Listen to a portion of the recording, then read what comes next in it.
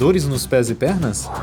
Pés sem dor é a Palmilha que resolve mesmo. Eu adoro quando o Dr. Basbaum vem aqui, porque é sempre um sucesso. Não é à toa. Não, quem agradece somos nós, porque ele fala tudo do jeito que a gente entende, de um jeito claro, e assuntos que às vezes as pessoas têm receio de perguntar, de falar e ficam sem informação. Exatamente. Aliás, o tema de hoje, as pessoas têm um certo recato de dizer que tem ou de comentar. Então, nada como ginecologista vir contar um pouquinho da história para vocês. Pois é, e a gente vai falar sobre corrimento e coceira na vagina, quando se preocupar. Temos que falar sobre isso, vamos começar agora. Vamos começar, é um prazer estar aqui. É normal ter corrimento?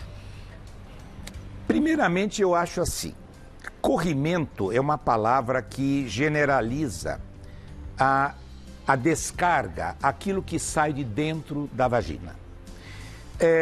Nós temos o hábito de dizer que, clinicamente, corrimento quer dizer algo que não é uma secreção. A secreção é aquilo que sai normal, fisiologicamente. Quando a mulher diz, doutor, eu estou com corrimento, já a gente entende que essa palavra passou a ter um significado de algo que não vai tão bem. Perfeito. Mudou.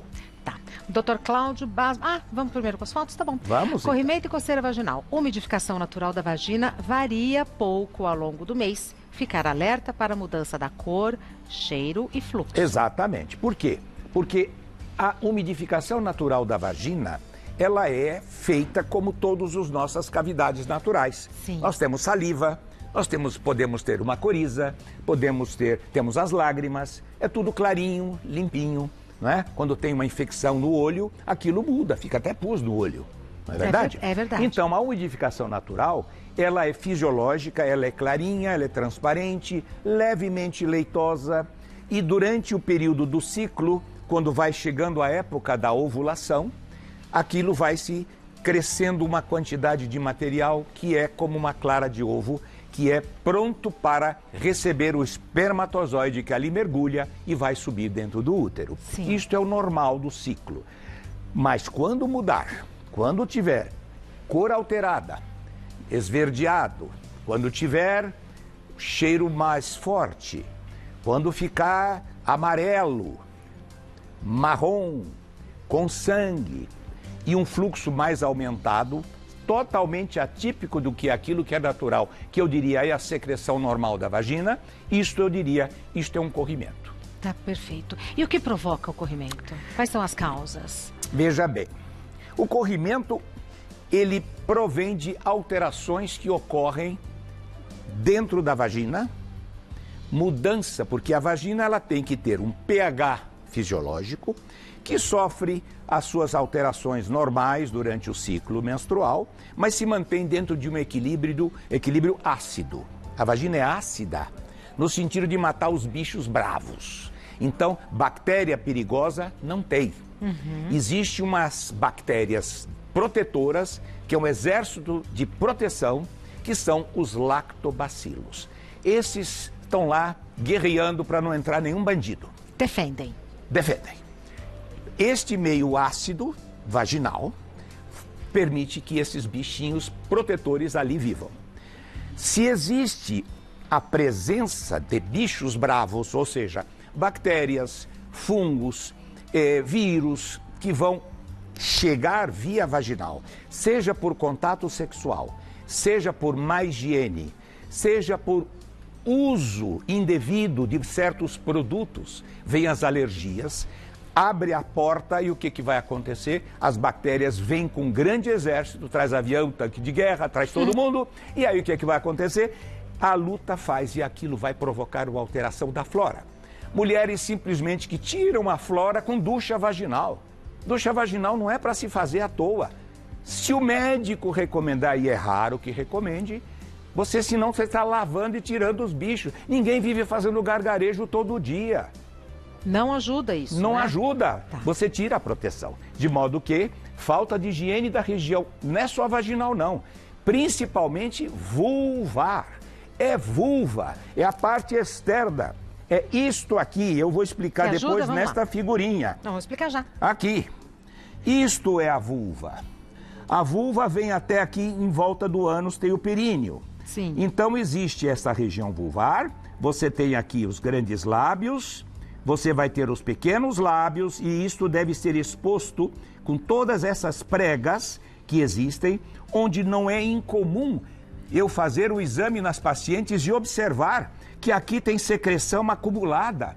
Se eu pego isso e o ginecologista tem que fazer, e eu sou da moda antiga, eu faço isto aqui e eu tenho que ver o odor. Porque isso precisa já ser higienizado. Higienizado adequadamente, com o sabonete adequado, sem excessos nem escassez. Tem que lavar o normal. Esfregou muito, passou bucha, passou muita produtos alcalinos. Sabonete normal de banho não é para isto. É preciso que esta região, é importante explicar, Regina, que é o seguinte: o pH da pele normal. Você sabia que a pele... Você sabe qual é o maior órgão do corpo humano? A pele. A pele. Sim. 2 metros quadrados. Sim. A pele se renova. Ela tem um pH, digamos, 5, 6. O pH da vulva já começa a querer ficar cada vez mais ácido, já para matar os bichos que querem entrar, que é mais ácido ainda. Aqui dá 4, 5, 2, 3, 4, 5 aqui. Então não adianta você pegar um sabonete normal, em barra, alcalino, com pH 10, 11. Não vai higienizar. Vai, ao contrário, vai arrancar o couro, vai tirar a proteção, desengordura.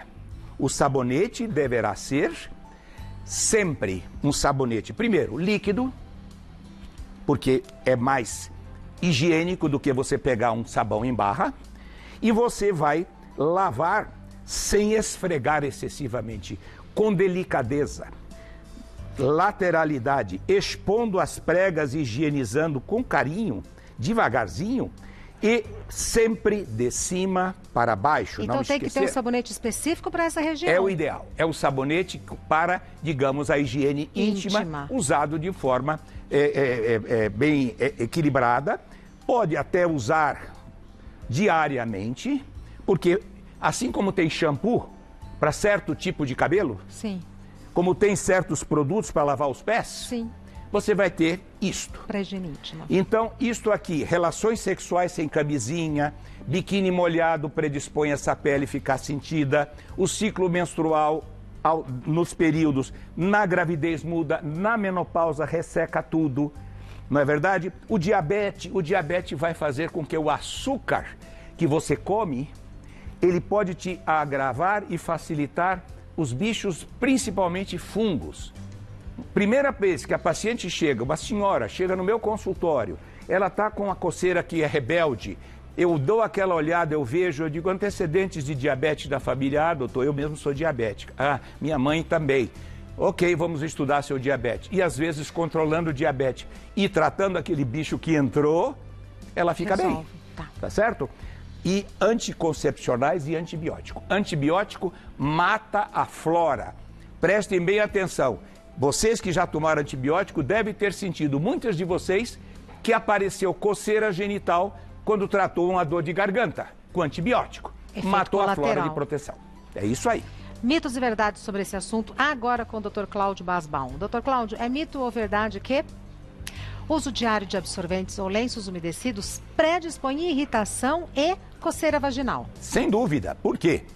Tampa, abafa, o meio ambiente fica suando, juntando secreção sebácea, células mortas, bacterinha, odor da pele, odor na axila, não é produto do suor, é a bactéria que age naquilo que está você fazendo uma boa higiene. Portanto, absorvente e lenço umedecido não é que não possa usar. Mas não diário, né? Não Como diário, tá, e tem que ser os adequados, sem álcool, sem perfume, sem nada. Perfeito. Aquele que se usa até para beber. Perfeito. É verdade. É mito ou verdade que excesso de açúcar pode piorar a coceira e o corrimento vaginal? Aquilo que nós já comentamos. Isto pode, nos casos de pacientes que têm uma tendência ao diabetes, mesmo que não sejam ainda diabéticas. Pré-diabéticas, você vai ver que muitas vezes elas apresentam candidíase de repetição. Fiquem atentas. É mito ou verdade que dormir sem calcinha evita infecções vaginais? Ajuda muito, porque ventila. Ou você dorme sem calcinha, ou você usa uma calça de algodão, uma calcinha de algodão grande, larga, de um tecido natural algodão, se não quiseres ficar desconfortável. Isso para qualquer idade? Isso para qualquer idade. Porque o senhor deve saber que para as mulheres mais velhas era, há um tempo atrás, um certo tabu dormir sem calcinha, né? Exatamente. Por isso que eu mudei e eu digo, sim, durmam sem calcinha quem puder e quem achar desconfortável ou esquisito, A calçolona. usa uma calçona algodão. grande de algodão, calcinha mesmo, mas maior, 2 números maiores, e dorme e se Pra sente ventilar. Para ventilar. Tem que ventilar. Se você abafa o pé Exato. com meia, você vai ter frieira, você vai ter chulé. E você vai ter então chulé na região genital. Perfeito. Então deixa ventilar. É mito ou verdade que sabonetes íntimos curam o corrimento? Não. Sabonete íntimo não cura corrimento. Diga-se de passagem. Quando eu falei que corrimento é uma condição que eu já considero anormal, em volume, cor, aspecto, odor, isso já é para ter orientação médica. Não vai ser lavando com aquele sabonete mesmo mais que perfeito, não vai curar. Vai diagnosticar o corrimento e não a secreção fisiológica. Perfeito. Temos perguntas do pessoal de casa, peço que o senhor me espere um minutinho. Continuando com as perguntas para o Dr. Cláudio Basbaum sobre Sim. coceira e corrimento vaginal. Primeira pergunta da Keila. Sim. Banho de assento com bicarbonato de sódio ajuda a melhorar a coceira na vagina ou pode piorar o desconforto? Tudo depende, viu, Keila? Depende da origem do seu quadro. Se essa coceira ela for causada por fungos, uma micose, uma candidíase, o uso de uma colherinha de bicarbonato de sódio em uma aguinha fresca vai te ajudar. Eu ainda ponho ali um chazinho de camomila para ajudar a pele a se sentir feliz. Então, serve, ajuda sim, não trata, mas alivia e com a medicação específica. Mas isso tem que ter diagnóstico ginecológico. Então, É isso que eu um ia falar. corrimento e uma coceira. Tá. Não é? A pele tem que estar equilibrada fisiologicamente. Quando você tem uma coceira no braço, você pode ver o que é. É liberação de histamina ali. Algo está irritando. Por isso que você toma o antihistamínico, não é verdade? Então, uma coceira aqui, uma coceira no pé, né? Cada um tem suas origens que vai levar. A coceira genital, considerando a complexidade desta região e a alta sensibilidade dos órgãos genitais, é preciso ter um bom diagnóstico para não fazer tratamento errado. Tá. Próxima pergunta é enviada pela Patrícia. A coceira vaginal provocada por alergia pode ser tratada só com comprimidos antialérgicos? Aí é que está. Eu até já abordei um pouco esse tema. A coceira provocada por alergia tem alguma coisa levando a essa alergia. O que é que pode ser? Desde a roupa sintética, desde maiô molhado. Pode ser emocional? Olha, a alergia é um mistério, porque você tem gente que se trata a vida inteira de alergia e não sabe o que é que causa. Sim. Aí vai tomando cortisona, vai tomando antialérgico, etc. A coceira vaginal requer tratamento, porque ali não adianta tomar só comprimido antialérgico. Tem que saber o que foi. Você tomou banho de espuma na banheira? Você lavou com sabonete ultra alcalino? Sabonete para banho geral não tem um pH, ele tem alta detergência, o sabonete comum. Então, os sabonetes mais íntimos, eles têm um pH mais ácido e eles têm uma baixa detergência. Então suavezinho. É um sabonete. Suavezinho. Eu digo às vezes, quando a paciente não tem onde comprar, eu digo, olha, pelo menos compra um shampoozinho de bebê, aquele que leva, que não arde o olho. É melhor. É neutrinho, é um pouquinho ácido, leve, e resolve o problema até fazer um tratamento específico com sabonete líquido íntimo. Tá. Que esse está equilibrado, esse tem vitamina de proteção, esse umedece a genitália. E mais uma coisa, para eu não esquecer, todo mundo, até eu passo, hidrata a minha pele. Então, é recomendável, sim, hidratar esta região vulvar, porque tudo seca. Então pode passar creme hidratante à base de ureia. Não é o mesmo do corpo, é um específico. Pode usar do corpo, por exemplo, a base de ureia e vitamina B5. Isto aqui hidrata, é pele e, portanto, vai ressecando, ou quando está irritado, passou a irritação maior, hidrate. Uma pele hidratada fica mais impermeável às agressões externas. Perfeito. Mais uma pergunta da Fabiana. Além de coceira, a depilação íntima pode ser responsável pelo corrimento? Isso pode causar alguma doença no futuro? Olha, a depilação íntima é uma coisa muito discutível. Hoje virou moda. Até algum tempo atrás a gente insistia que depilar, que os pelos pubianos protegem. Muitas vezes aqueles pelos muito longos até mantêm uma certa parada de secreções ou de irritação ou de suor. Então, a depilação que eu recomendo, e aqueles que tratam esses quadros, recomendamos aparar os pelos. Com tesoura, não raspar, porque vai dar foliculite. Você já viu aquele... Hoje mesmo eu cortei, fui fazer a barba e me cortei. Então, a pessoa vai fazendo aqui, vai aparecer espinha, vai aparecer a cicose, vai aparecer a foliculite. Infere, né? Infere. Termina levando muitas vezes na depilação com lâmina a pelos encravados. Então, depilação íntima, o ideal é cortar ao comprimento de mais ou menos 0,5 centímetro, mais ou menos, fazer o desenho que vocês gostam, mas aparando.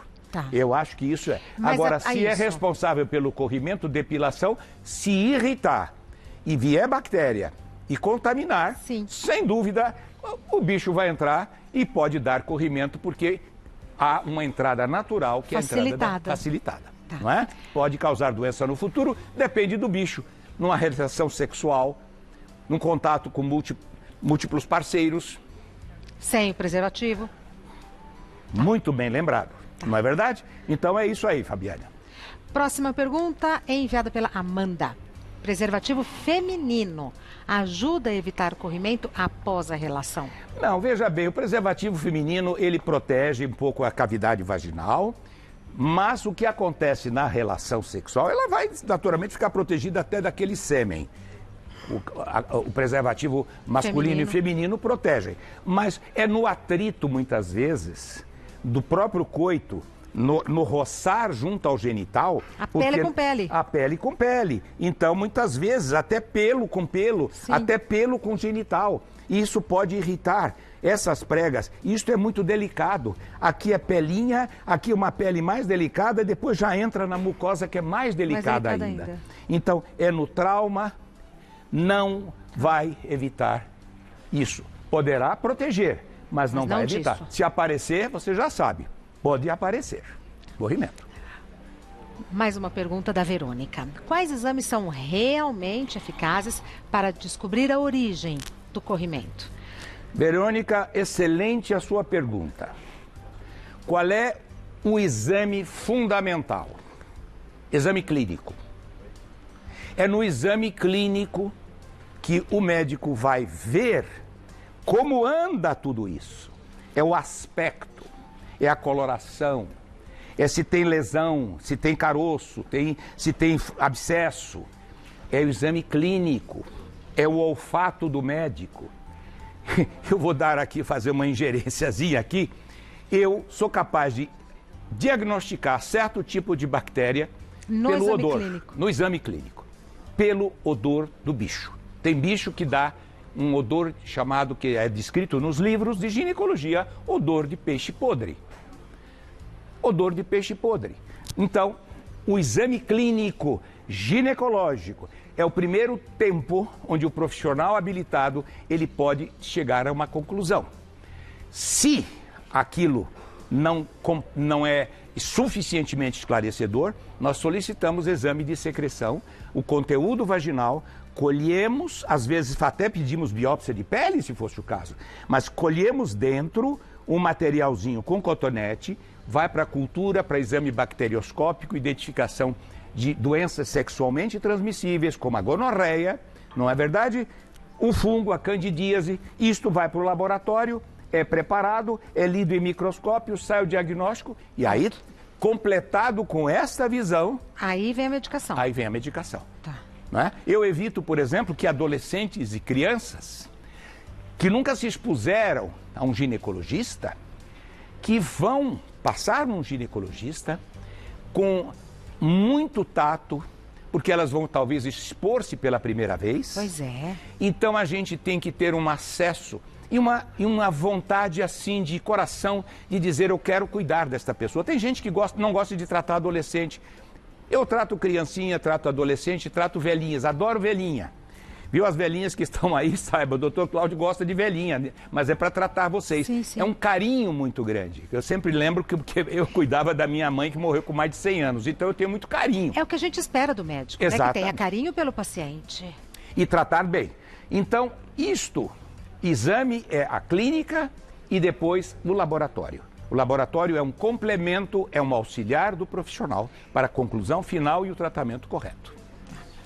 Próxima pergunta, Daisy. A partir de quantos anos podemos considerar que a coceira numa menina seja por causa das mudanças hormonais?